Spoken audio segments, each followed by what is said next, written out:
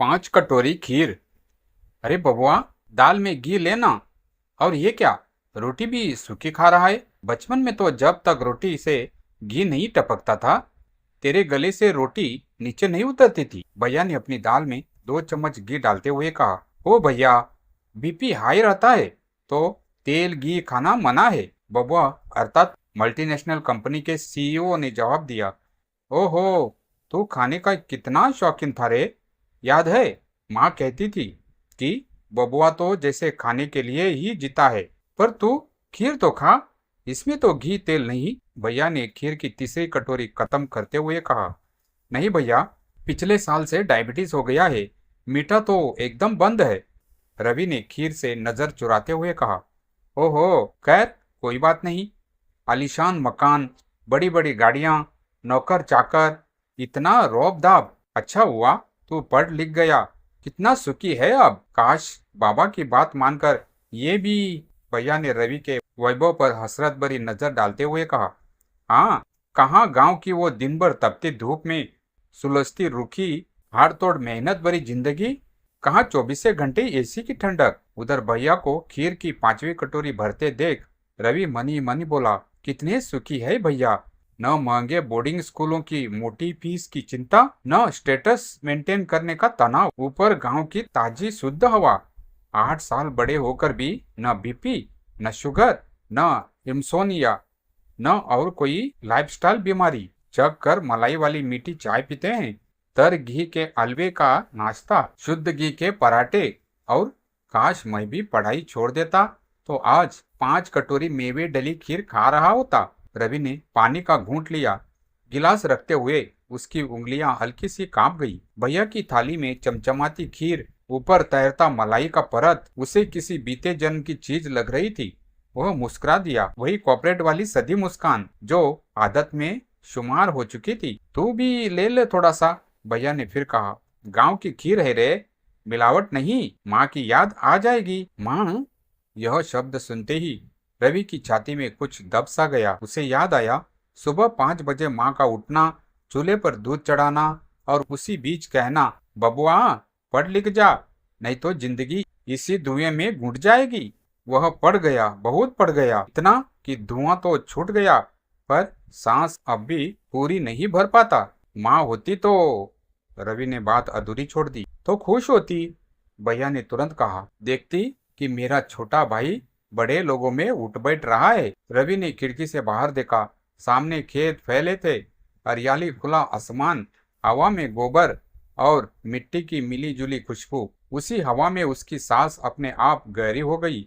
शहर में यह अपने आप नहीं होता था, वहां तो सांस भी कैलेंडर देखकर चलती थी। भैया, वह धीरे से बोला, तुम्हें कभी नहीं लगता कि कुछ छूट गया?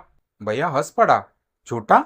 क्या छूटा रे? यही आगे निकलने का मौका, पैसा, आराम। भैया ने थाली किनारे सरकाई, हाथ धोए और चौकी पर टिटक कर बैठ गया। बबुआ, आगे वही निकलता है जिसे पीछे देखने की फुर्सत ना हो। हमें पीछे देखना अच्छा लगता है। सुबह सूरज, शाम को गाय, रात को चैन की नींद, और क्या चाहिए। रवि चुप हो गया। उसे याद आया, पिछली रात होटल के कमरे में नींद नहीं आई थी। नींद की गोली लेकर भी नहीं। यहाँ गांव में पहली रात ही बिना अलार्म के आंख खुली थी। भैया ने उठते हुए कहा, चल जरा बाहर टहल आए, पच जाएगी खीर। दोनों बाहर निकले। कच्ची पगडंडी, ओस से भीगी घास, दूर कहीं बैल की घंटी, वही के महंगे जूते मिट्टी से सने। पर उसे बुरा नहीं लगा।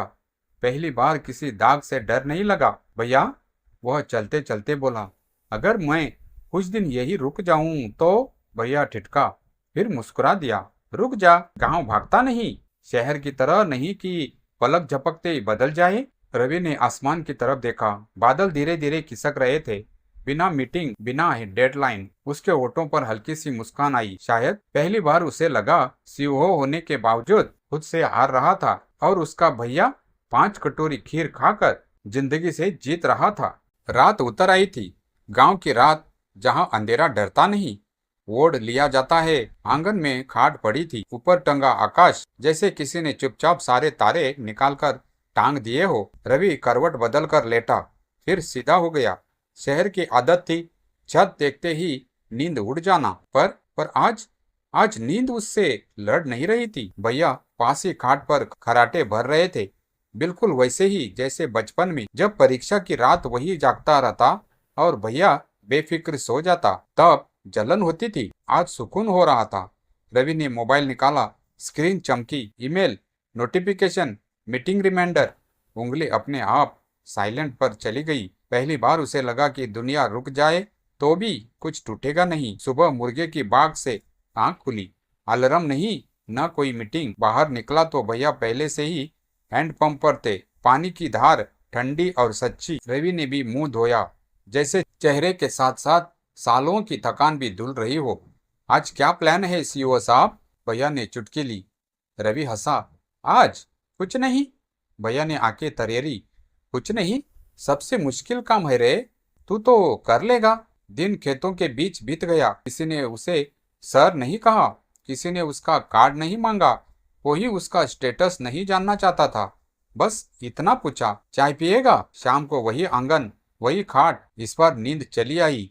तीसरे दिन शहर से कॉल आया, बोर्ड मीटिंग अर्जेंट। रवि ने फोन देखा, फिर भैया की ओर देखा, जो चूल्हे के पास बैठकर रोटी सेंक रहे थे। रोटी फूल रही थी, उसकी छाती भी। भैया ने धीरे से कहा, मुझे लौटना पड़ेगा। भैया ने बिना देखे कहा, पता था, पर भागना मत, जाना। रवि चुप रहा, फिर बोला, मैं हर महीने आऊंगा, शायद एक दिन सब छोड़कर। भैया मुस्कुराया, छोड़ने की जल्दी मत कर, जोड़ना सीख, शहर और गांव दोनों को। रवि ने सिर हिलाया। पहली बार किसी सलाह में बोझ नहीं था। जाते वक्त भैया ने एक डिब्बा थमा दिया, माँ की खीर, बिना चीनी, तेरे लिए। रवि के आंखें भर आई। कार चली, गांव पीछे छूट गया, पर इस बार कुछ भीतर आ गया था। शहर की ऊंची इमारतों के बीच खड़ी उसकी गाड़ी रुकी। शीशे में उसने खुद को देखा, वही सूट, वही चेहरा, पर आंखों में अब एक पगडंडी जो खेतों की ओर जाती। उसने मीटिंग शुरू की, आवाज में वही ठहराव, पर दिल में अब जल्दबाजी नहीं थी। शायद जीत यही थी, सब कुछ पा लेना नहीं, बल्कि यह जान लेना कि किस कटोरी में कितनी खीर चाहिए।